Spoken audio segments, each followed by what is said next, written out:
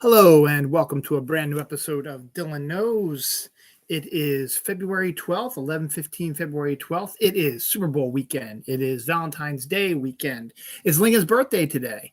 And because it's Maryland, where I'm from, Reisterstown, Maryland, represent, um, it is another potential snowstorm. We've talked about this. Like, it seems like every time I have a show, I'm always saying, well, we're supposed to have snow, or we were supposed to get snow, but now it's supposed to be starting basically while I'm doing this show and going till about 10 a.m. tomorrow. Again, as I've said every time, because we've had so many busts this year, it's not even funny. I'll believe it when I see it. So here it is, episode 430, my Super Valentine's Day Bowl Day. Why not? I got everything in there. Figured out there's my special, there he is, Bulbasaur for Valentine's Day that I got last year. There he is. Got my Dimitri Flamingo light on, and we've got some interesting stuff going on. We've got the Oscar noms, which I forgot to put in the description. We got my Super Bowl picks and Super Bowl discussion. We've got some Fortnite stuff, some Easter stuff, some NC-17 Netflix movies, some new jelly bean flavors, a crazy film about crabs. DC is going to the well again. We've got deaths. We got Cheetos continuing to do stuff. Dollywood did something amazing. We've got anniversaries. We've got what else do we have? New trailers, new shows, show names. We have Snoop Dogg doing something besides the Super Bowl halftime show. We have Futurama news. We've got Andor news. We've got all kinds of news. We've got Kenobi news. We've got football players. We've got Game of Thrones. We've got Rob Zombie's Monsters and Rogue Waves and all kinds of fun stuff. So sit back, relax, and enjoy this episode. Might be a little while. Might be a little long because I'm going to probably do the Oscar noms entirely, but I'm not going to do them just yet. First thing I'm going to do is, since the Oscars don't actually happen until March 27th, that's a different story, we will discuss stuff that's happening now. Tomorrow, or whenever you're watching this, it was Sunday, February 13th, is Super Bowl 56. For the first time, it is on a double-digit day in February due to the NFL moving everything back or adding an extra week to the regular season, which pushed all the playoffs back, which includes pushing the Super Bowl back to this middle of February now, for all intents and purposes. As I said last week's show, 2027 Super Bowl will be on a Sunday if they keep doing this. Super Bowl will be on a Valentine's Day in 2027. So we'll see how that goes. But we've got the Cincinnati Bengals, who haven't been in the Super Bowl for about 32, 33 years. They didn't win that one. And we have the Los Angeles Rams, who, like the Tampa Bay Buccaneers before them, lucked out, and the Super Bowl takes place in Los Angeles Stadium. So they basically have a home game against the Cincinnati Bengals because Super Bowl is their home stadium and they're playing in the Super Bowl. The Rams were in the Super Bowl 2 years ago and lost to the Kansas City Chiefs. It was like 13-3 or something like that. And that was when they had, I think, Jared Goff as their quarterback. And they just traded for Matthew Stafford and traded Goff to the Lions. So that's what happened with that. So now here we are, the Rams versus the Cincinnati Bengals. Now, before I get to my predictions, let's just look at a few things here real quick. First, it is in Los Angeles. Los Angeles has an open-air stadium, obviously. It is present in Los Angeles, and California in general is going through a major heat wave right now. It was 92 degrees yesterday. If things continue as the way they are, at game time tomorrow, which for them will be 2 p.m. because it's 6 o'clock here. And be 3 p.m., excuse me, because it's a 3-hour difference, not 4-hour difference. That's something else. It'll be 85 degrees at 3 p.m. in Los Angeles for the Super Bowl. If that holds, it will be the warmest Super Bowl in NFL history. As I said, there's been 55 Super Bowls, and in those 55, there has not been a Super Bowl that was above 85 degrees or at 85 degrees. So it will be the hottest Super Bowl of all time. If the Bengals win, the Bengals tight end CJ Uzuma says he will take a bath in Skyline Chili, which I guess is a local chili thing at a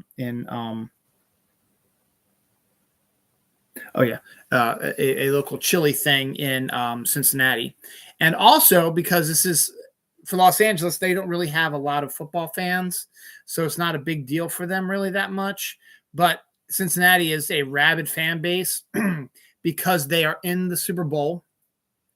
The Cincinnati schools in general have said schools are closed on Monday the 14th. So that way their families can watch the Super Bowl because it starts at 6:20, 6:30-ish here on the East Coast. So Cincinnati's about an hour after that. So it's like 5:30 there.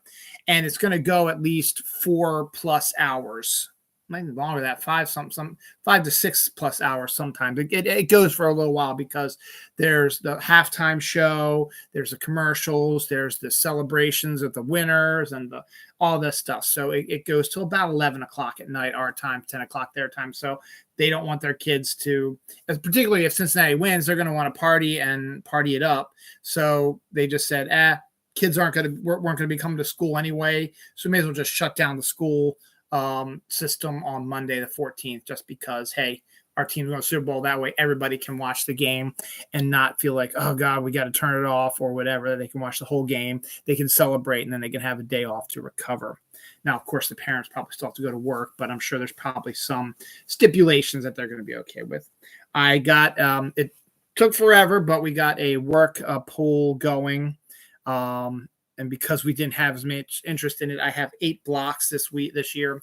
I got some good numbers, so I'm hoping that I'll make some cash. It's $125 a quarter. If you win all 4 quarters, it's $500.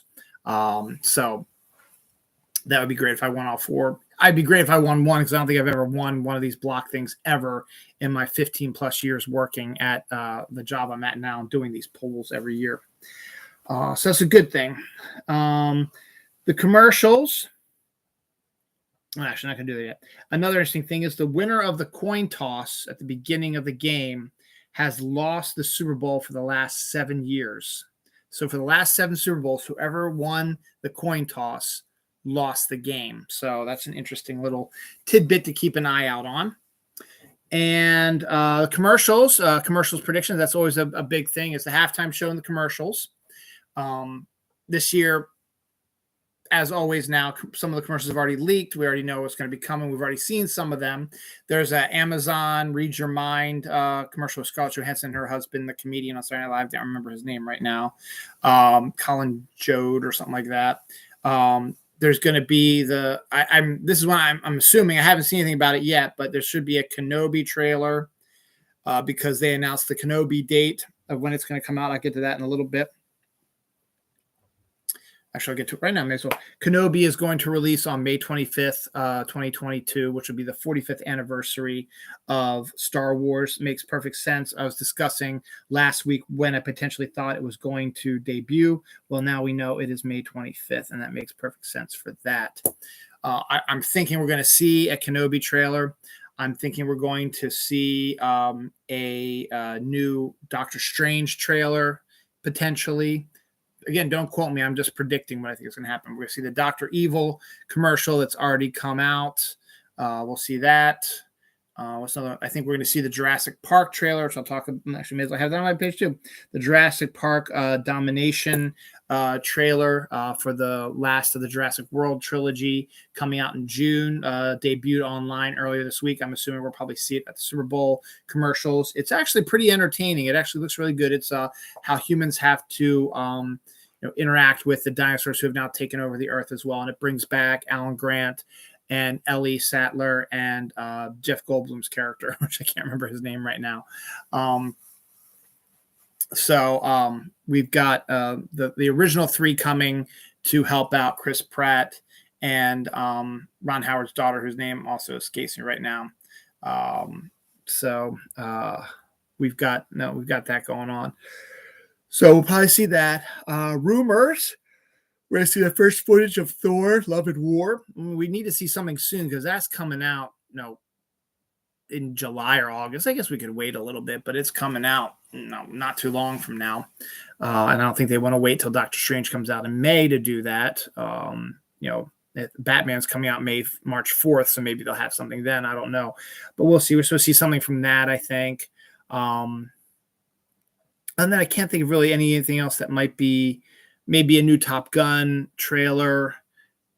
And I haven't really seen a lot about what some of the other commercials are going to be, which is actually kind of refreshing because a lot of time you've already seen most of the commercials leaked on the internet. And so far we haven't seen too many of them. So that's pretty good. So we got that. So I'm not going to do any Valentine's Day stuff because I just mentioned it. Whatever. So I thought long and hard about this, and it's going to be a close one. It's not going to be a blowout. I think we're going to see a lot of offense because both Stafford and Burrow are good quarterbacks at throwing it. The Cincinnati Bengals seem to be destined to win this one because they've won their playoff games and made the Super Bowl with a very, very suspect offensive line. Joe Burrow was sacked 9 times in his first playoff game, still won. Then I think in the second playoff game, he was sacked 6 times and then 2 times in the championship game, something like that. So he's going to get sacked in this one because the Rams have 2 of the best pass rushers in history in Aaron Donald and Von Miller. So he's probably going to get sacked a bunch. He's also going to try to get the ball out quicker. And I would think that that's how he's been surviving, is he's been able to get the ball out quick to someone and make an accurate throw. And they get, they turn something into nothing, or rather nothing into something. And I think the Rams have, Sean McVay and his coaching staff have looked at all this footage, and they know what they're going to need to do to sort of, make things a little tougher for Burrow and his offensive line, who is really bad. And they've just been playing with house money so far. The Rams have a explosive defense. They've got a really good secondary. Their line is one of the best lines. I think they were the number 4, number 5 defense in the NFL ending this regular season. The Bengals haven't faced a really strong defense in a really long time. And when they did, they lost. So the last, all these games that they won the last half of the regular season and even in the playoffs a little bit. I mean, the Tennessee Titans don't really had a good defense. Kansas City Chiefs had an okay defense, but not a great one, and so they've got, their work cut out for them. So, and then the Raiders didn't have a really good one either. So, the fact is, though, they got to the quarterback. The opposing team did get to the quarterback, even with some not so great pass rushing. So it can be done, and there's other ways to mess them up and stuff like that. Also, the Rams were just in the Super Bowl 2 years ago, and they lost in a really kind of lousy-ish game, 13-3, something like that. It was just kind of a meh game. And so I think they're thirsting for blood here. That is why I am going to be picking the Los Angeles Rams to beat the Cincinnati Bengals in Super Bowl 56. I believe it's going to cover the spread, which I think is now at 4.5.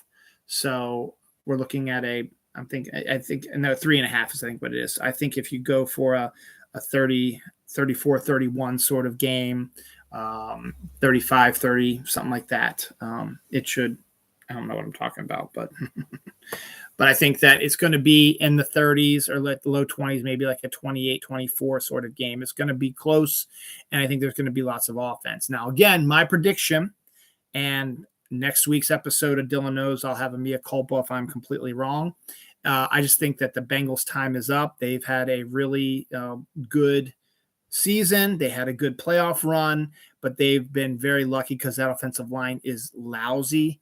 And it's about time that it's going to, I think, come down and bring them down to earth, because we saw last year how Tampa Bay just ran over Kansas City's suspect offensive line, and they were hoping that Pat Mahomes would be the offensive god that he had been, and that would be enough for them to win the game. But it turned out it wasn't, because Tampa Bay just kept coming after him, and he was making bad throws and doing bad stuff and getting sacked and intercepted and all kinds of stuff. He looked lousy.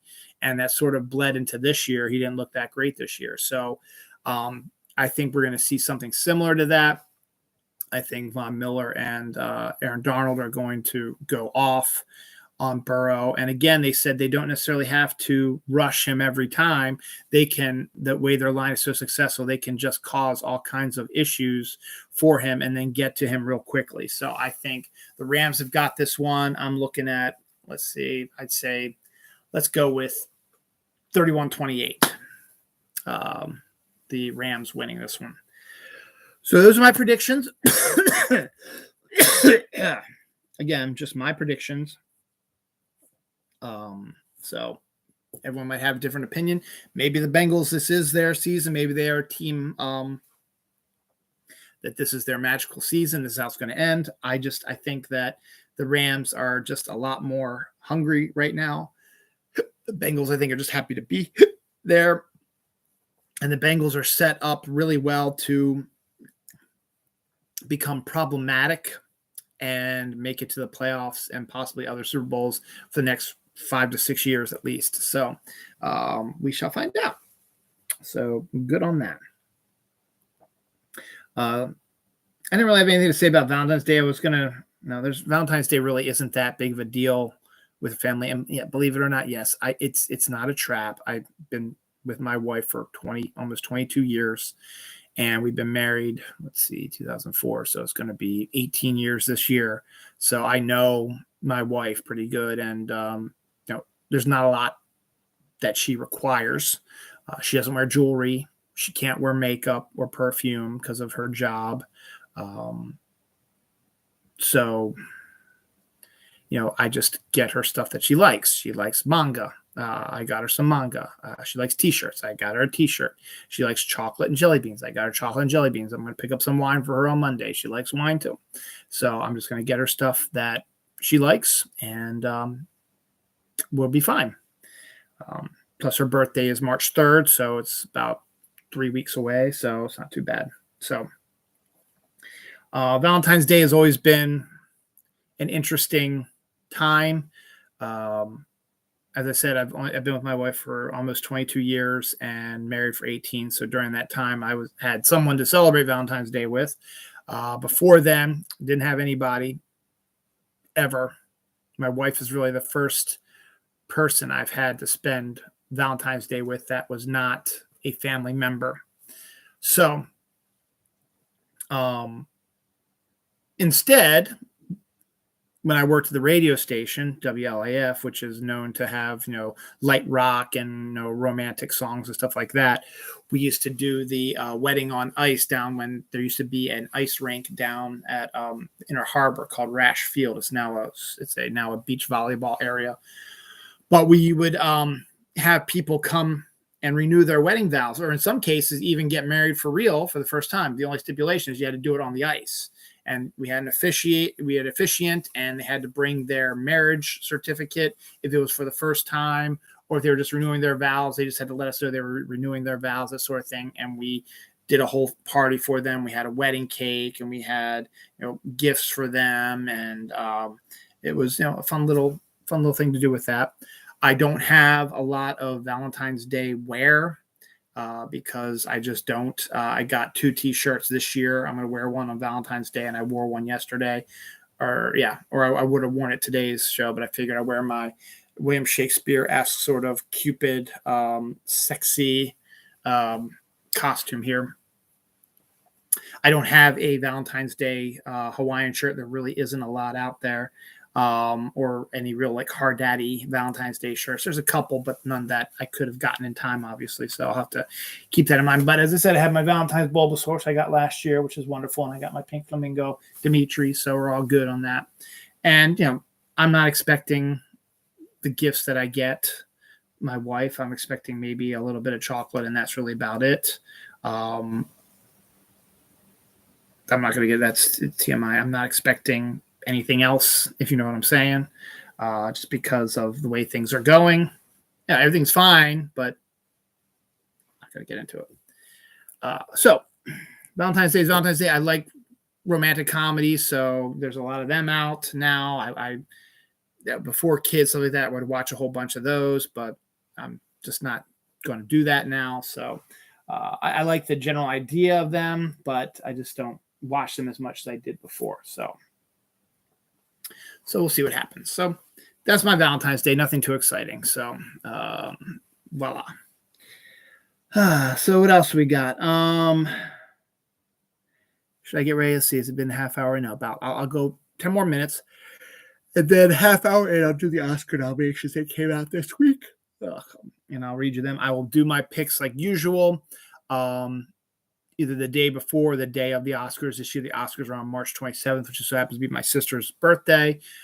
Sunday, of course, I might do it on a Saturday show. It's a whole separate show, so I would do one of these regular shows, and I would do my Oscar pick show at not the same time, either the same day or the next day in the afternoon, which I think is what I'm probably going to do because I like to do that, when it's a lot closer to the Oscars, so I can make my picks like 4 hours, not more than that, like 6 hours before the Oscars come out. So actually are on. So we'll get to them in now 19 minutes. So what do we got up leading to that point now? So after Valentine's Day, we have St. Patrick's Day, which is not really a holiday where you get presents, stuff like that. You go drinking and you eat corned beef and cabbage. There's Irish movies that I watch. I like St. Patrick's Day a lot also because my favorite color is green.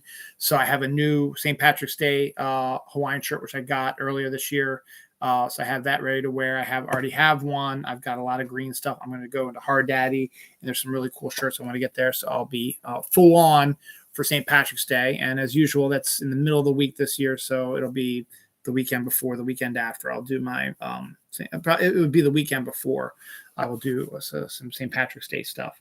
But then after that, we're in a dead zone because Easter is very late this year. As a matter of fact, let me give you the exact date of it. It's like the latest it can be this year. It is April 17th. It's like the latest, the very latest that Easter can be. It is so crazy how late Easter is this year. So that's the next holiday to come up where you get something, Easter basket. I get presents. The Easter bunny gets presents for the kids and my wife, and candy and stuff like that. So, but one of my kids and my wife's favorite snacks is jelly beans. I was actually able to find some of the Sunkist jelly beans that they love at the Walmart. So I got them for Valentine's Day for Monday. But jelly beans are a big thing now. And there are 2 new styles, which I haven't seen yet, but I kind of like to look into. And with Easter candy going to be on the shelves probably within the next week or so, I'll be on the lookout for Fruit Loops jelly beans with, I guess, flavors and maybe taste sort of like Fruit Loops. And Skittles jelly beans, which actually really interest me a lot. I'd like to see what the Skittles jelly beans taste like. So we'll check that out. Also, Peeps are another big thing to do. There was a Peeps thing last week. This week we have a Peeps thing also. Peeps gummies are now out and about, or will be out and about when Easter candy gets dropped this week. So we'll probably be seeing them everywhere as well. So we got some good stuff there.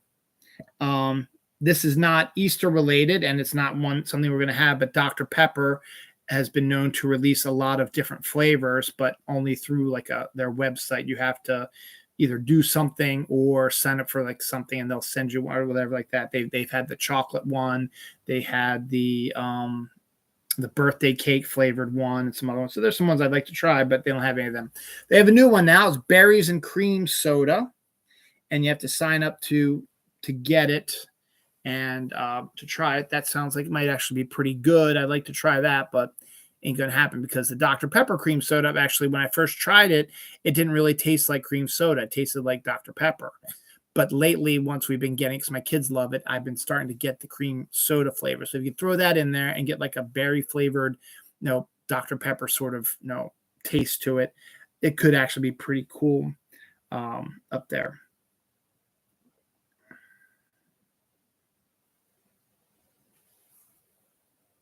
Oh, that's right. I don't quite understand this, but McDonald's and Panera are getting involved in the Metaverse, which I guess is something to do with Facebook and NFTs and stuff like that, where they're going to be selling virtual food, but not real food. But you can get virtual stuff. I don't exactly quite understand it, but I just found that to be kind of interesting, I guess, kind of. Yeah. Last week I talked to you about there was a, let me see if I can sell it, because it was like one of the last things. It was the cumin chili charcoal. Well, I've discovered there's another flavored charcoal out for this summer. This one is the, where was it? I just lost it. Garlic, onion, and paprika charcoal. So I guess the new thing for this summer is going to be flavored charcoal, which I guess if you use the charcoal and it burns it and you have your food over it, and the smoke and the stuff like that from the charcoal is going to somehow sear those flavors into the food you're eating. It'd be kind of weird though to have the garlic, onion, and paprika charcoal on your hamburger and hot dogs. Be kind of weird tasting, I would think. But yeah. Nesquik, which used to be Nestle's Quick, used to be a powdery chocolate powder that we use to make chocolate milk, but now it's something else. They have a new flavor, caramel swirl mix, which actually sounds really, really actually very delicious. So that is pretty cool. All the Marvel Netflix series, Daredevil, Jessica Jones, Luke Cage, Iron Fist, The Defenders, The Punisher, and I think Agents of S.H.I.E.L.D. is involved with that as well, even though they were part of Disney for a while. The Netflix shows are going to be leaving Netflix on March 1st, because I guess that was when their contract was up. Once Disney bought Marvel, they were able to get back the rights to the Netflix shows. So we're not sure if the Netflix shows are going to pop up on Disney Plus somewhere, because of the more mature audience stylings for those TV shows, but they are leaving Netflix as of March 1st. So if you have not watched them yet and you're worried about you'll know when they're going, where they're going to pop up, you might want to go ahead and check those out now before they disappear for good. Disney theme parks generated $7.2 billion in revenue in this first quarter, which I find absolutely stunning. But I guess, people really don't care, I guess, about COVID stuff anymore, because it's not as bad and they don't think it's a big deal. And that's a whole nother issue we're not going to talk about right now.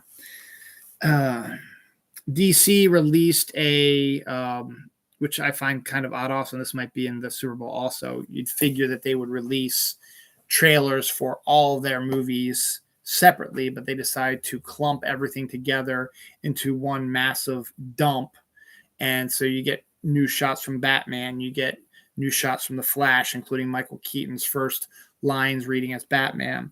You've got the first look at Black Adam and well, you've seen Black Adam, but you get to see more of a look of Black Adam and Hawkman and Atom Smasher and Dr. Fate, who are all in that movie. You get the first couple looks at the new Aquaman movie coming out this year also. So,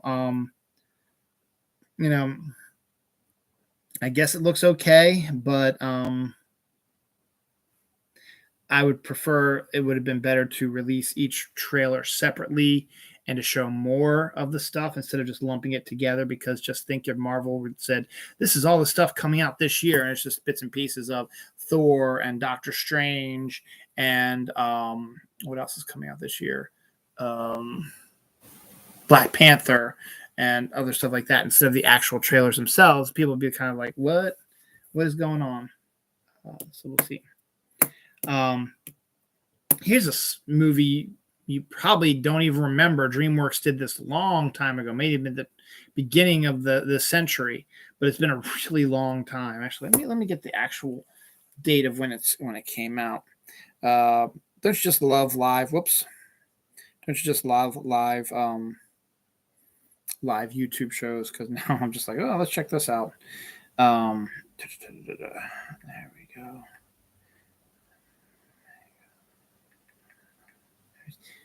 Okay, it's 2010. Okay, so it's not that. It's 12 years ago. Was the last time a movie called Megamind came out in 2010. It was 12 years ago. The sequel has finally been greenlit, and we'll be seeing a Megamind sequel soon. I think the premise behind that was Will Ferrell played Megamind, who was a supervillain, but he was actually kind of a good guy. He fell in love with a woman, and then there was a superhero played by Matt Damon, I think, who was kind of a dick and kind of like the villain of the series, that sort of thing. I think that's how it sort of goes. So they're going to do a sequel to that, finally. Now, with the Marvel Netflix shows disappearing, it's time for other comic shows to maybe make a case for stuff. And I didn't even know. I must have mentioned this on the show, but I sort of, I guess, lost track of it. But there was a independent comic called Grendel, which was written and drawn by Matt Wagner, about like a ninja sort of assassin sort of type. And Netflix has signed on to do a series for Grendel. And I guess it would be something that I probably would have mentioned. I'm pretty sure I probably mentioned it in one of my shows, but I didn't think much else about it until I just saw this news literally after we ended last week's episode. I was checking my phone, and it was like the first story that popped up. They have finished production on the Grendel series. So now they're just going to edit and stuff like that, which means we're probably going to get the Grendel series sometime in the summer, maybe even early fall. So that's interesting. I think I want to watch that. I also want to watch the Sandman one, which I think is coming out this year also. So Netflix has got some good stuff. I mean, last week I told you all about the trailer they were doing. So the fact that they're doing some of this other stuff is good as well. Well, I just saw that we just passed the 30-minute mark. So let's do these Oscar noms real quick. I'm going to do these real quick because I don't want to, it's going to go 2 hours anyway, but okay.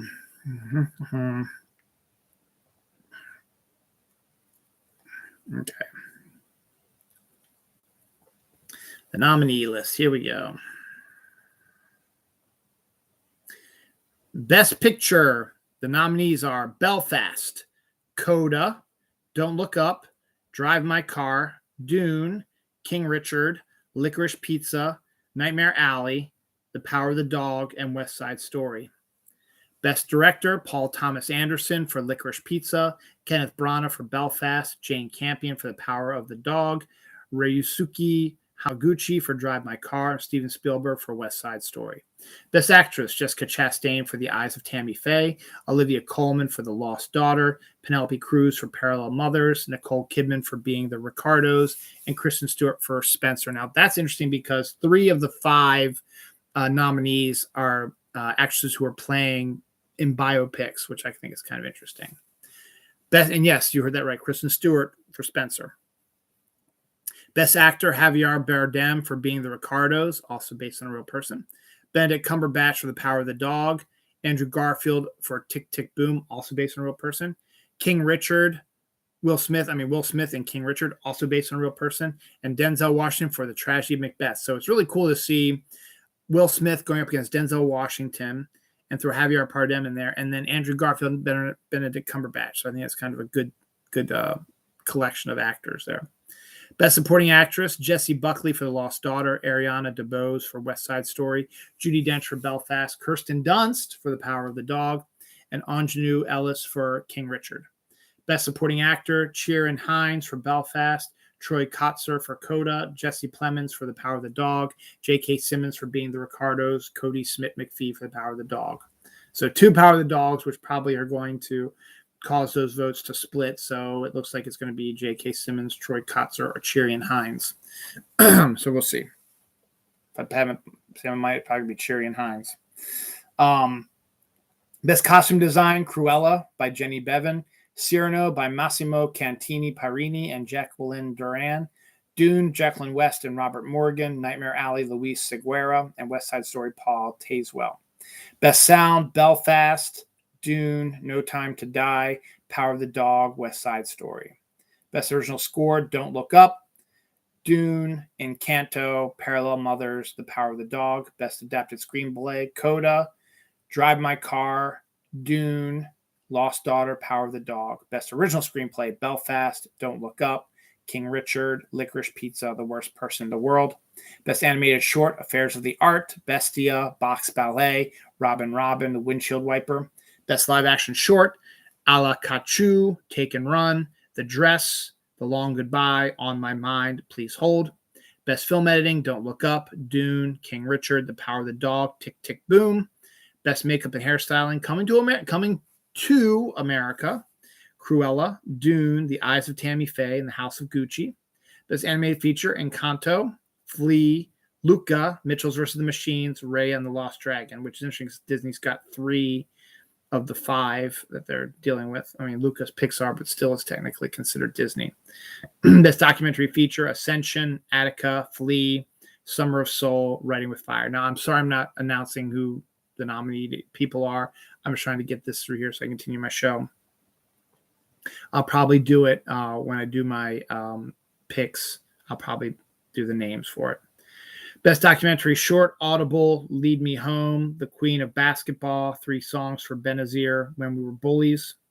Best Original Song, Be Alive from King Richard, Dos Oruguitas from Encanto, Down to Joy from Belfast, No Time to Die from No Time to Die, and Somehow You Do from 4 Good Days. Now, the reason why Dos Oruguitas and not we don't talk about Bruno got nominated because they did the nominations or the songs that they wanted to get put on the ballot had to be put in before Encanto came out, so they didn't know how great and how popular We Don't Talk About Bruno was going to be. It's so popular. We said last week it was number 1 in the Billboard Top 100. If they would have waited till the end of December, like most everything else, maybe it would have been up there instead of Dos Oruguitas. Though Dos Oruguitas is a good song, though. Best Cinematography, Dune, Nightmare Alley, Power of the Dog, Tragedy of Macbeth, West Side Story. Best International Feature, Drive My Car, Flee, The Hand of God, Luana, A Yak in the Classroom, The Worst Person in the World. Best Production Design, Dune, Nightmare Alley, The Power of the Dog, Tragedy of Macbeth, and West Side Story. Best Visual Effects, Dune, Free Guy, No Time to Die, Shang-Chi and the Legend of the Ten Rings, and the only nominee for Spider-Man, No Way Home. So that's it. So that is your Oscar nominations. We will go over them in more detail when I do my picks, probably on the morning of March 27th. So about a month and a half to go before we actually get there, but it'll be there soon enough. So it only took about 6 minutes to read those. So I probably could have read the names, but I figured I just wanted to move along real quick and not bore you all to. So there's your Oscar noms. The show you're going to want to watch is my Oscar picks, and that usually tends to be one of my more popular ones, which is good. So good on that. What else we got here going on? Ana de Ramos, who was in my show last week also, made a movie called Blondie about Marilyn Monroe. It was produced by Netflix, and it's going to be released in theaters. However, we just discovered that the film is NC-17. So that's okay for Netflix because they don't really have a rating system. But in the movie theaters, it's going to be a little tough. And then to think about is to do an NC-17 version of Marilyn Monroe's life. I'm not sure. I mean, I've heard that there is a rape scene in it, but are we going to see more nudity because Marilyn Monroe was kind of like that? Are we going to see more sex? The drug use, I'm not sure. But sure enough, it's intriguing enough. It's like, I didn't even know they were doing a Marilyn Monroe like biopic, and that might be interesting to check. And Ana de Armas is a pretty good actress for that too. Quantum Leap reboot. I talked about that last week. It's pretty much a go. Well, they just hired Helen Shaver to direct and executive produce. She's a pretty good, well-known TV producer, writer, director as well. So it's in good hands there. Blade Runner, the original film from 1982 with Harrison Ford, spun off a sequel a few years ago called Blade Runner 2049. Did decent, but not great, and did not quite get the popularity that Blade Runner got down the line. It wasn't popular when it first came out, but it grew its popularity. So, but enough people are interested in Blade Runner stuff that they have announced on Amazon Prime, which is continually throwing stuff, lots of money at TV shows like this, big budget ones. A Blade Runner 2099 TV series will be showing up on Amazon Prime. Ridley Scott is interested. He was the guy who directed the original one. He's interested in directing some of the episodes for the show. It will be a show on Amazon Prime, and it takes place 50 years after the 2049 movie. So don't expect Harrison Ford to pop up in this because his character is probably dead. Don't expect Ryan Gosling to show up because his character is probably dead or old. So we'll see what happens. But yeah, that's coming up.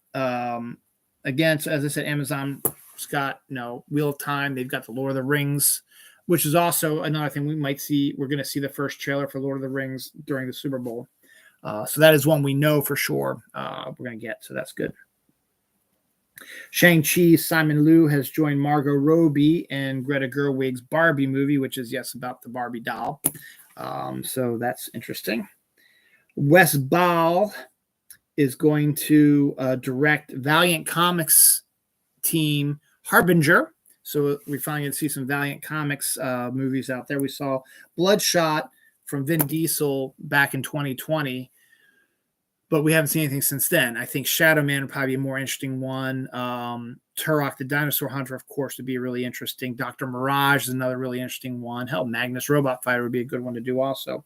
But Harbinger is a good starting place. Bloodshot was the first one, but Harbinger is a good, I guess, follow-up. Ninjak's another good one. I thought they made a movie about that, but I guess they didn't. But now we've got a Harbinger movie coming. The TV show Ahsoka has cast former Punisher Ray Stevenson as a villain, though not Thrawn. We still don't know who Thrawn is or even he's going to show up, but we believe he will be showing up in that as well. I talked about Blade Runner 29. Marvel Comics is releasing a Spider-Man 2099. I'm sorry, no, hold on, not yet. Sony, that's another 2099 story. Sony is planning a Spider-Man 2099 movie, depending upon how his role is received in the Spider-Verse sequel, because he's voiced by Oscar Isaac there, and he appears to be he's going to be one of the main characters in the Spider-Verse sequel. So they want to see the reaction to that before they greenlight the actual 2099 live action Spider-Man movie. We'll see about that. And since I did talk about it, this shows up a little bit later, 2099. Marvel is doing a 2099 special event. Spider-Man 2099 was a series that came out, I guess, in the late 90s, I guess. Or maybe it was early 90s that had, some interesting stuff. They are releasing can't find it though. A series that's going to include first appearances of Loki 2099, Winter Soldier 2099. Also, there's also going to be a Ghost Rider 2099 in there as well.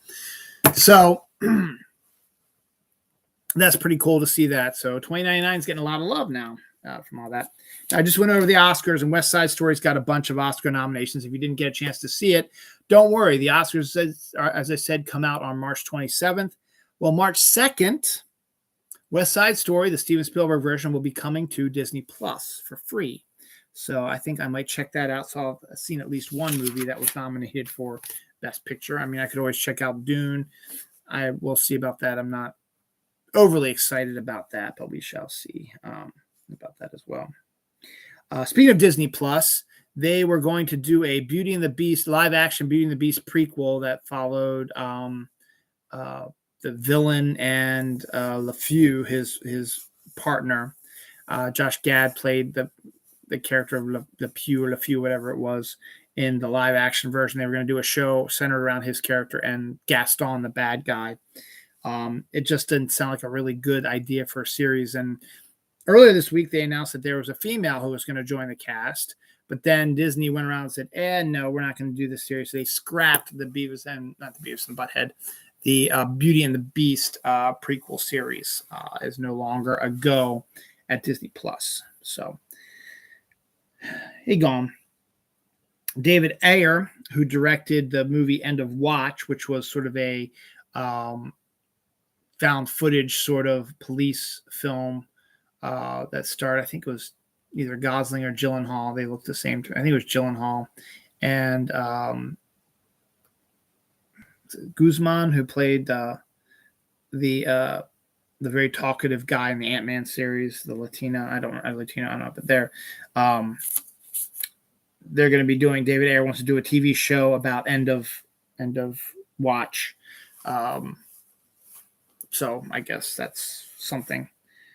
Shawn Mendes, as a singer, has been cast in a Lyle Lyle Crocodile animated film as Lyle Lyle Crocodile. So I guess, based on a kid's song, they're making a movie out of it. The Adam Project trailer, which I talked about last week when I talked about the dump that Netflix was doing, is a Netflix movie that's due out March 11th.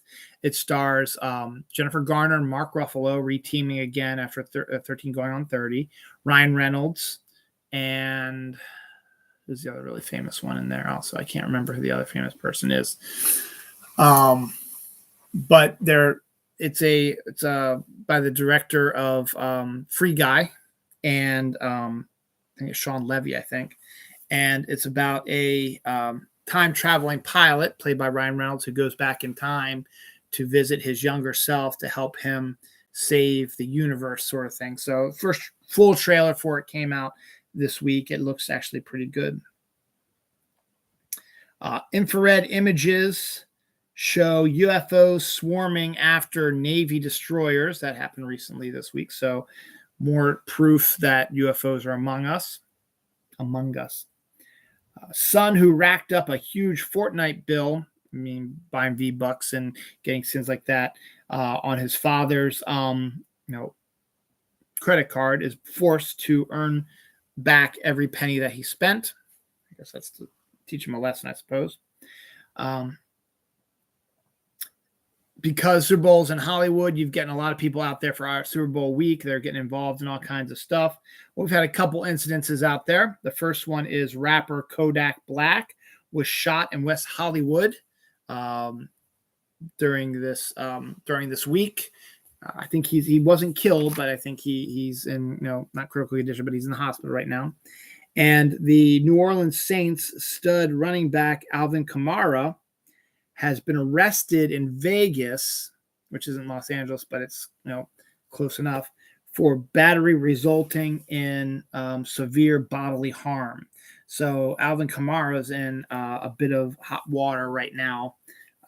So that's interesting. There's also, I didn't get his name, but there's also a Washington Commanders player who is being charged with, I think, manslaughter as well. So he ain't going to be playing either. So that's good.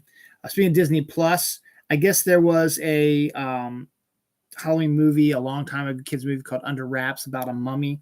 Well, much like with Hocus Pocus, which was back in the 90s, I guess, and I guess this film was back in the 90s, they are doing a sequel to Under Wraps. Don't know if it's going to be out in time for Halloween this year, but we'll see. Andor, the Star Wars show that's going to come on probably after Kenobi, which features the guy from the Rogue One movie, has already been renewed for a second season. So, and the first season hasn't even come out yet. So they have a lot of faith in it. So it looks like it's going to do really well. So we'll see what happens. Tamora Morrison wants to hunt down Mace Windu in a Boba Fett potential season 2. We know Mace Windu, the rumor mill has been going on that since the end of Revenge of the Sith, where Mace Windu gets his arm cut off by the Emperor and then thrown out a window. A lot of people believe that he probably survived that and went into hiding once things started going downhill. And Tamora Morrison, after his success with Book of Boba Fett, which I'll talk about again in a second, the second season has not been announced yet, but he says if there is a second season, he would kind of like to go after Mace Windu, because Mace Windu is the character who killed Boba's father, Jango Fett, in Attack of the Clones. So Boba wants to do a sort of like a revenge sort of fugitive sort of series, and I'm all for that. I think that'd be kind of cool if they do decide to do a Book of Boba Fett season 2. I think it'd be cool to have him hunt down Mace Windu. And to be honest, he's probably the same age. Mace Windu's character is probably the same age as Samuel L. Jackson is now. So he's an older gentleman and in hiding like a Ben Kenobi type. So that'll be a fun thing to see if they decide to do that. The Book of Boba Fett finale was this week. Boba Fett made a much more appearance than he had been the last 2 episodes. To me, it felt kind of rushed. It was one big battle sequence, which was fine. We learned that the other mayors of the different mosses who said that they would team up with or would not join forces with the Pikes against Boba Fett. Turned out they lied to Boba Fett and they joined forces with the Pikes to take out Boba Fett. So Boba Fett and his small army had to handle all that. The 2 Gamoran guards, unfortunately, were pushed to their deaths, and it looked like a lot of the other characters were not going to make it too. But the Rancor, baby Rancor, shows up with Boba Fett riding on him, and he turns the tide a little bit. Fennec went off to assassinate the heads of the Mospas who said that they would help Boba Fett, and they didn't, and also including the mayor of Mos Espa that Boba Fett took over as well. So she took care of all of them, cleaned up all that. Grogu made his choice. He flew back to help Daddy Mando and was wearing his suit. So he is no longer going to be training to be a Jedi. So he and Mando are going to be together in Mandalorian season 3. And Baby Yoda was able to help out a little bit. And so that was fun. And it was pretty much, Cad Bane made a reappearance. And we had a mid-credit sequence, which had the Marshal, played by Timmy Oliphant, who looked like he was killed by Cad Bane in the previous episode, is in the Bacta tank and getting ready to be modded by the mod guy who brought back Fennec to life. So we are going to see more Timmy Oliphant, it looks like. So all in all, the Book of Boba Fett was, I found it, pretty good. I thought it was an odd choice to spend 2 of the 7 episodes focused on the Mandalorian and Grogu. I mean, I like those, but it was called the Book of Boba Fett, and Boba Fett did not even appear in the first of the 2. That was Fennec made a quick appearance, and then in the second one, he made a very quick appearance where he just made one little line or something, and that was it. So kind of off about that, and it just seemed like it was kind of a rush finale where they tied up pretty much like all the loose ends and everything worked out pretty good and set up a lot of different things real quickly and easily, and things seemed to go fairly easily. So I just felt it was good and it was entertaining, but it just seemed like it could have used a bit more Dave Filoni writing. Jon Favreau wrote the entire series, and Robert Rodriguez had a lot to do with it. He directed 3 of the 7 episodes, including this last episode. So it would have been nice to see Dave Filoni, co-write some of these and maybe, tame in Jon Favreau's Star Wars fanboyishness. Because that basically is what this looked like, was him and Robert Rodriguez just throwing all the toys they could at a TV show to see what would stick. And in the end, I mean, it was fun and entertaining to watch, but it didn't really do much. As my wife said, is what was the point of the whole show? It really didn't. It didn't have like anything major to do. I mean, it just showed Boba is, controlling Tatooine now. Okay, great. So doing right, still really good, just underwhelming a little bit, I guess. So now we have the long wait till March 30th. That's the next series we got coming up, which would be Moon Knight. So we got a Marvel one next, and then the next, as I said, Star Wars one's Kenobi coming out on May 25th. So good. Jeff Bezos has said that he is going to pay to dismantle a historic bridge in Belgium so he can get his yacht through it.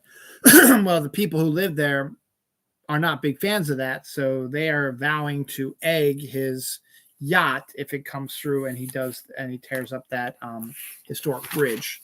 So that's to be continued. Other news that came out, we had a big news dump day like on Wednesday, so a lot of stuff I'm talking about now came out on Wednesday.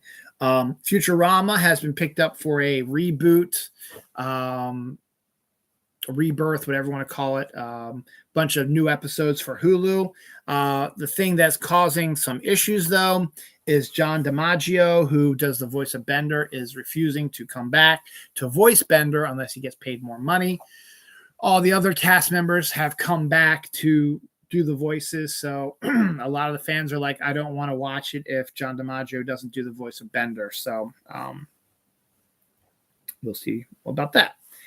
The world's oldest man celebrated his 121st birthday, which makes him be born in 1901. No, 1900. No.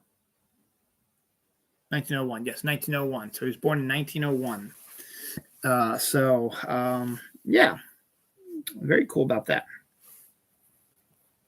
Brad Metzler and Chris Eliopoulos, who've worked together to do the I Am books, like I Am Harriet Tubman, I Am Abraham Lincoln, I Am George Washington, stuff like that, which are books for kids, which talk about historical people in an easy to understand way and a educational way, have decided they're going to try something different for their next batch of books. They're going to do an I Am Batman and I Am Superman, which I guess is either going to be about the history of their characters or the history of the characters. You know what I'm saying? It can either be a story about, how Siegel and Schuster created Superman and Bob Kane and Dick Sprang created Batman, or it could be about the origin of Batman and Superman. So we'll see. But they look cute and they look good, so we'll see what happens. Dane DeHaan has joined Nolan's Oppenheimer movie. Cinnamon Toast Crunch Lucky Charms mix box is now out in the wild, so that might be an interesting flavor mix for cereal fans. The NFL is going to play a regular season game in Munich in 2022. So the first of a few that are going to be in Germany. So that's an interesting thing to look at. Snoop Dogg is buying Death Row Records. That was another thing that came out on that news dump this week. So that might be another reason why he's doing the Super Bowl halftime show, because he's going to need to come back to be kind of sort of relevant, I guess. February 9th, 1996 was when the Baltimore Ravens were officially announced and came to town. So that was 26 years ago. So great for that.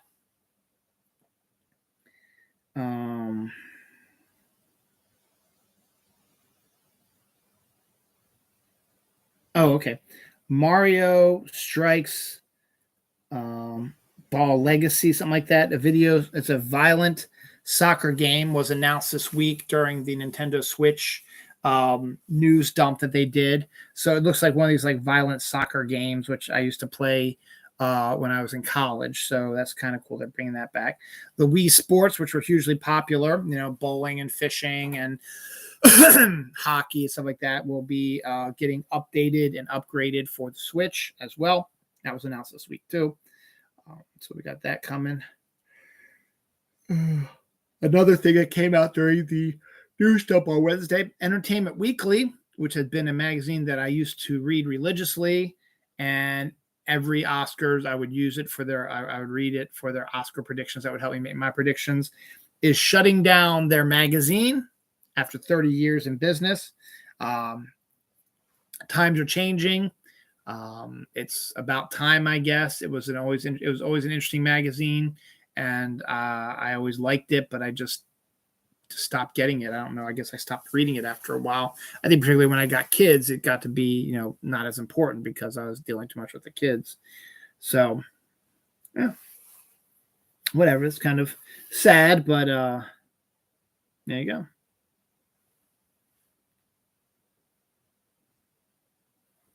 What is that?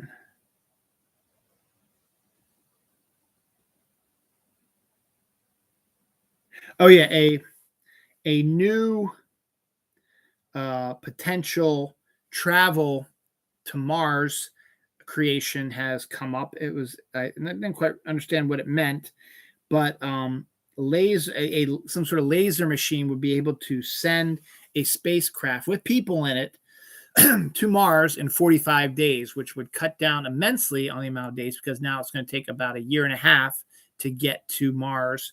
But if you can do it in 45 days, that is amazing. So I guess they're working on that. If that tends to become a thing, then it becomes a thing. That's a pretty good idea, and hopefully it will. Scientists see a destroyed planet get eaten by its own white dwarf, something they hadn't seen before. They found that was kind of neat. The Porter Solar Probe reveals the first images of Venus's surface in regular lighting, available lighting, something like that. It's on its way to the sun, so while it's passing Venus, it took some preliminary shots of it and stuff like that and sent it to that. So I didn't really get to see what the pictures look like, visible light or something like that. So I don't know what it actually looks like, but I guess it's something good. I just announced all the Oscar nominations. Well, the day before the Oscar noms, we have the Spirit Awards, which are the independent Academy Awards. And we also have the Razzie Awards, which award prizes to the worst movies of all time. Well, this year, Bruce Willis has been in so many stinkers that the Razzies have created a Bruce Willis category for this year's Razzie Awards. So in one way or another, Bruce Willis will be winning a Razzie this year. We just don't know for which movie. It's not going to be the movie Crabs, which is one of these sci-fi, old school sci-fi bad movies, which sci-fi doesn't even air anymore. But it's about giant crabs that attack a town. I mean, they start off as little horseshoe crabs with like demonic mouths, and as they eat more, they grow into like humanoid crab creatures. So if you're into those types of B movies, definitely check that out. Anthony Ramos has been cast in Ironheart, the new Marvel series, which is going to be getting a lot of love recently. He was in Hamilton, so it's good to see him doing something else. Speaking of Ironheart, the TV show for Disney Plus is scheduled to start production in May 2022, April 2022, which means it should come out before Armor Wars. And speaking of both those movies, Sam Rockwell, who played Justin Hammer in Iron Man 2, will be appearing in both Ironheart and Armor Wars. So it'd be good to see him back because I love Sam Rockwell, and his Justin Hammer is actually really funny. And it'd be interesting to see what has been happening to him since then.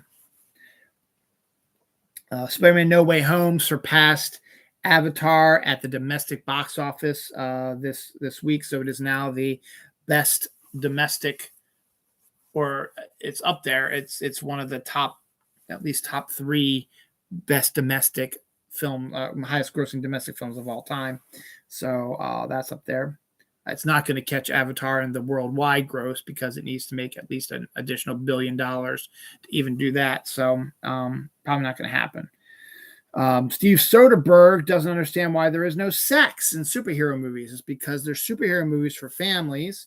And honestly, superheroes tend not to have too much sex in their comics, to be honest. So they're just being realistic. Yeah, we saw a little bit of fooling around that Iron Man did in the first film, but that was really about it.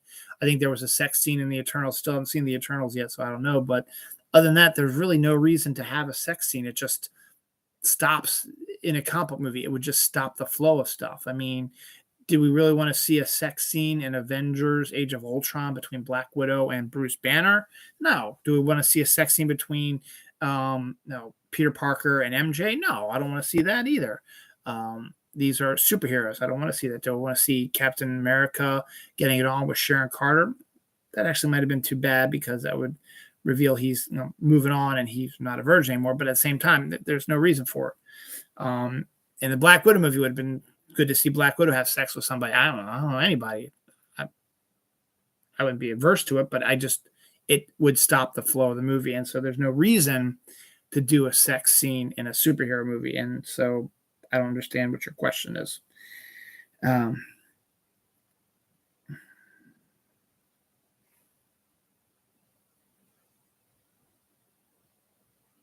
the hell? Adrian Brody joins Chris Evans in Apple's film Ghosted, which they're going to be he's working on very soon. Don't know much about it, but they'll be that's Chris Evans' next film. I think he's working on right now. Bob Saget died of head trauma. Apparently, he hit his head hard on something coming back into his hotel room, but he didn't think much about it and went to bed and ended up dying due to the head trauma. So that was announced during the news dump on Wednesday.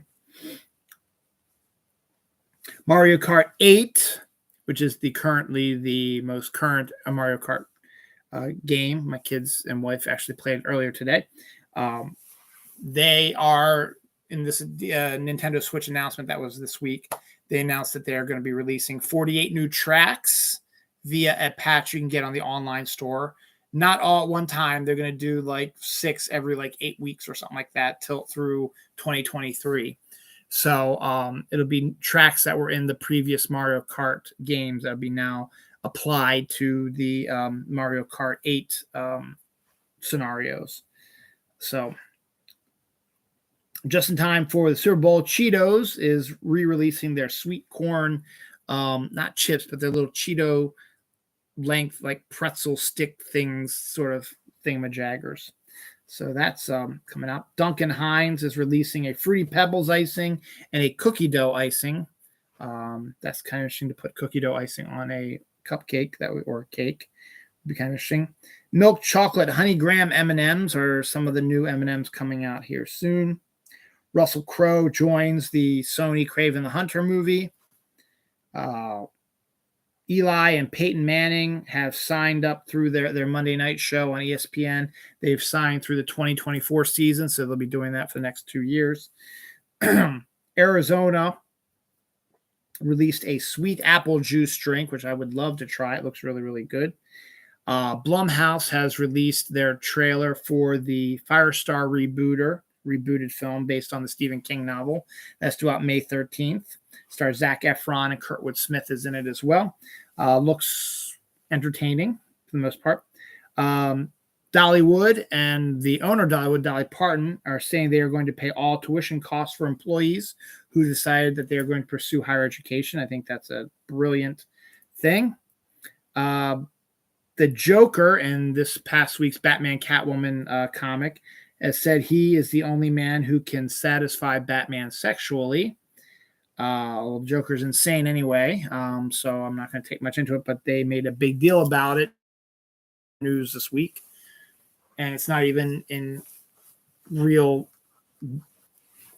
Batman time frame. It's in a Black Label book, which is a completely different area. Something made me roll my eyes again is DC is doing another reboot of their universe, this time called Dark Crisis.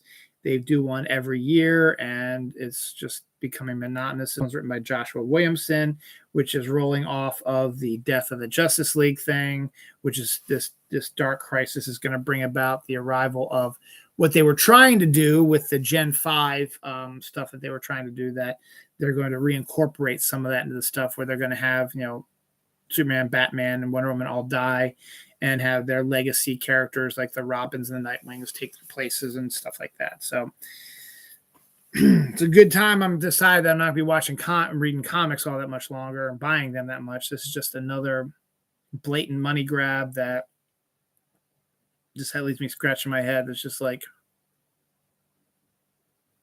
what are you doing? You just keep rebooting everything over and over and over again. It worked in 86 because it had to, but you don't have to do it every freaking year, which is what you've done. So we've had some deaths this week. George Crumb, he was a composer, dead at the age of 92. Douglas Trumbull is a FX wizard who worked on such films as Star Trek, the motion picture, 2001, Blade Runner, Close Encounters. He died at the age of 79. He's one of the greatest effects artists of our age. Jeremy Giambi, younger brother of Jason Giambi, was also a Oakland A's baseball player and was in the Moneyball story and movie. He died at the age of 47 this week. Betty Davis, a queen of funk, died at the age of 77 this week. That's the end of this page. Robert Blayham, a founding member of Industrial Light and Magic and worked on the original Star Wars movie. He died this week as well. So some special effects people died this week. That's kind of sad. A 4-story high Rogue Wave breaks records off of the Vancouver Island today. That was the last news story I read before I came online. So that's a 4-story high wave just appeared and came down. That's absolutely crazy. The Game of Thrones winter hall set was set on fire. Don't know why that was. Jorge Garcia from Lost has joined Rob Zombie's Monsters remake as Floop, one of Herman Munster's best friends. Graphic novel sales soared by 65% in 2021, showing they're doing really, really well. Catherine Zeta-Jones has also been cast in the National Treasure TV series. That's going to be on Disney+. Cheaper by the Dozen trailer. I think it's a remake of the Steve Martin movie. This one has Zach Braff and Gabrielle Union, and they have 12 kids. That trailer came out this week.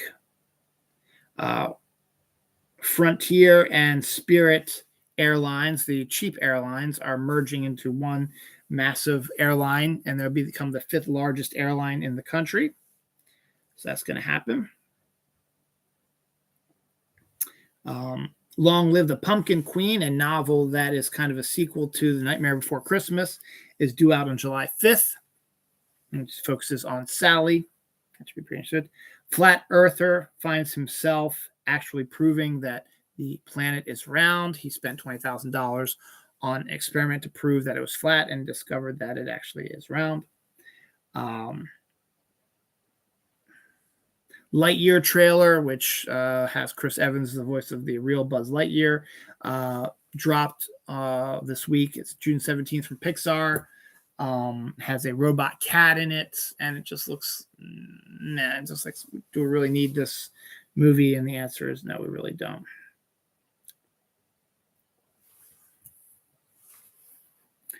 Oh, there was a picture of a rock that if you looked at a specific way, looked like a dude stretched out on his side wearing a jacket. So a lot of people claim that there's proof that that's somebody, posing on a rock or resting on a rock on Mars. It proves that humans are on Mars right now. But it looks like a rock, actually. The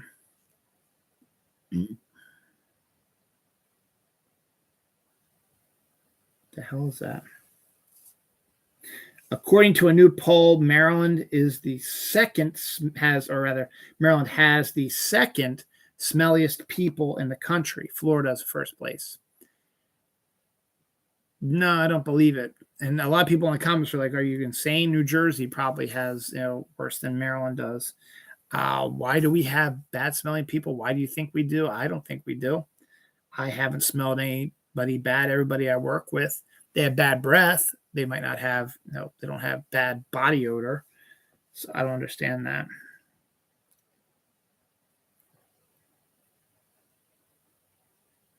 I have no idea what that says. What the hell does this say? No idea. So I'm just going to skip that one.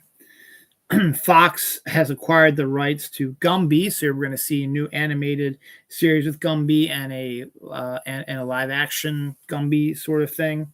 So that is interesting. Something renewed for second season at something. Don't know what that is, so I'm just going to move on.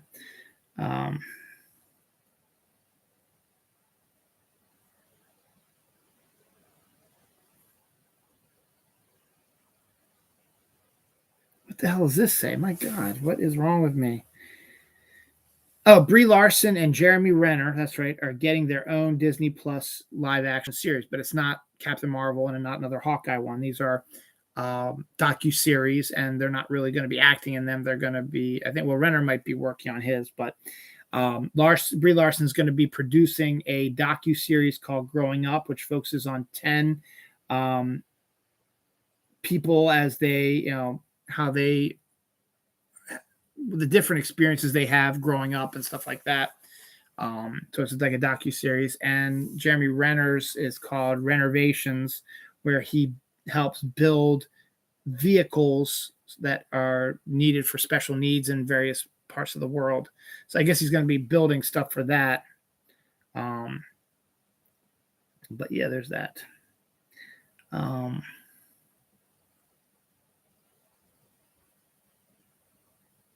I have no idea what that says.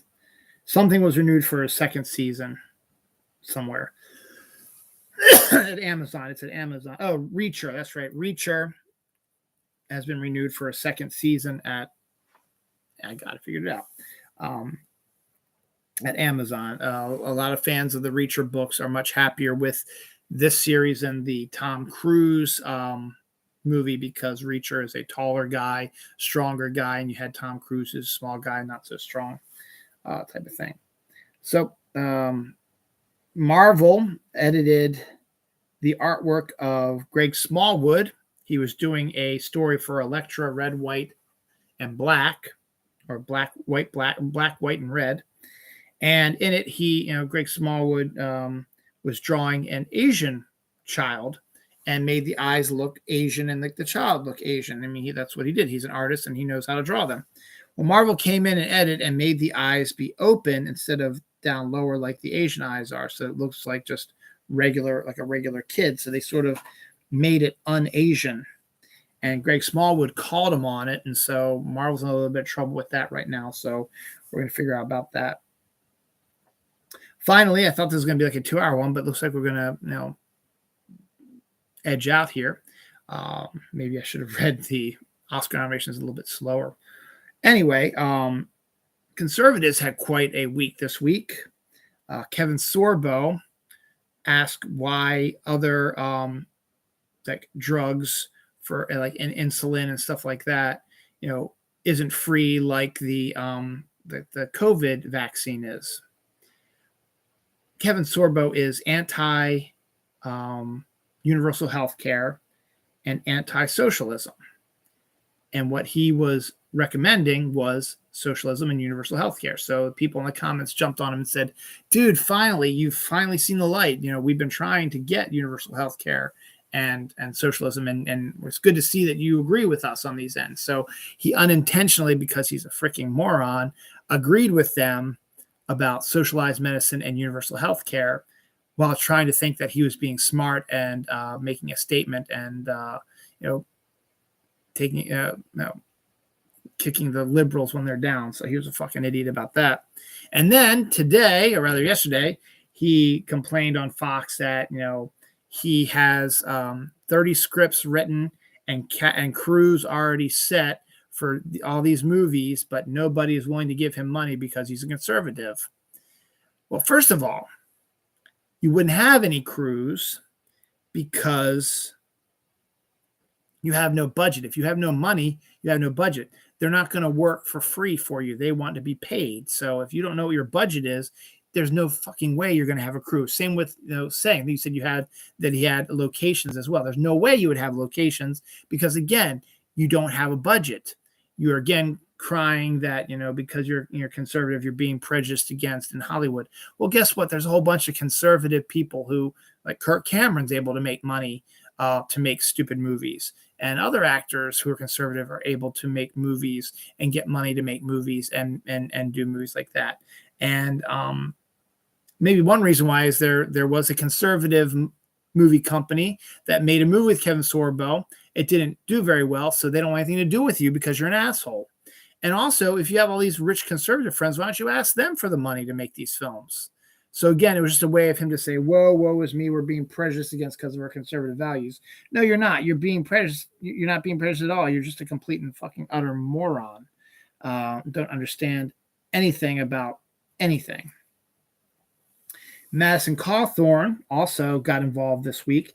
He said that the destruction of the nuclear family has been caused by the left. Nuclear family is a mother, father, and kids, living in a house together and all that stuff. And he believes in that and wants that to be the usual stuff. Well, Madison Cawthorn got divorced from his wife after only 8 months. That doesn't sound very nuclear family-ish. And you can't blame the liberals for that. It was their own stupid personality. Plus, the woman you married was a Russian spy. And that's besides the point. But you were delusional when it comes to that. Again, the comments kicked his ass. Marjorie Taylor Greene, another stupid-ass chick who just needs to go away for good and forever, along with all these other people, was screaming that Nancy Pelosi has a secret police that she called the Gestapo police, which she meant to say was the Gestapo, which was what the Hitler had, but she called it the Gestapo police. Fucking moron. And finally, a storyline came out this week that in a new healthcare venture sort of thing, Joe Biden was giving away crack pipes to people. Snopes and a whole bunch of other entertainment and news sites proved that to be false, but it got spread around by all the fucking morons and idiots in this country who are uneducated dumbasses who like to fuck up this country as much as it is right now and fuck it up more because their stupid fucks made it a big thing. So fuck you guys very much. And on that note, I'm done. Have a very enjoyable Super Bowl weekend. Go out there. Once I get up here, I'm going to see if the snow has started. There's not going to be any snow. It's fucking 60 degrees today. See if the snow has started outside. So have a good Super Bowl. Hope you win some money. Hope you enjoy some of the commercials. Enjoy Valentine's Day. Hopefully you're going to get laid or blowjobbed. I'm not going to get either. I'll tell you that right now. And probably not going to get anything. Maybe some candy, and that's it. But that's great. I'm fine. I'm okay. So hopefully you get all the stuff that I won't be getting. Sex and blowjobs and eating pussy and all kinds of fun stuff. And maybe some good stuff on other good stuff as well. I wasn't going to say that, but I waited till the end to say it because I just kind of pissed me off, but that's besides the point. And there's more to the story than that, but again, nothing. Now, my wife and I still happily married, but it's just my wife is in the middle of menopause and she could care less about sex. So TMI, I should just not say anything, but no one's going to be watching this far into the show anyway, so it doesn't matter. This is the end. Enjoy your Valentine's Day. Enjoy your Super Bowl. Hope your team wins. Hope you make some money. Next week,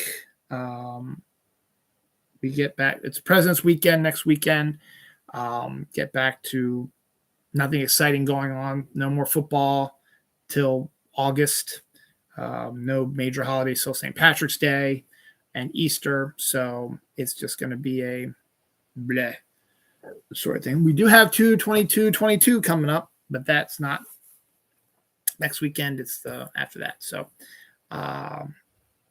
enjoy and happy Valentine's Day. Happy Super Bowl.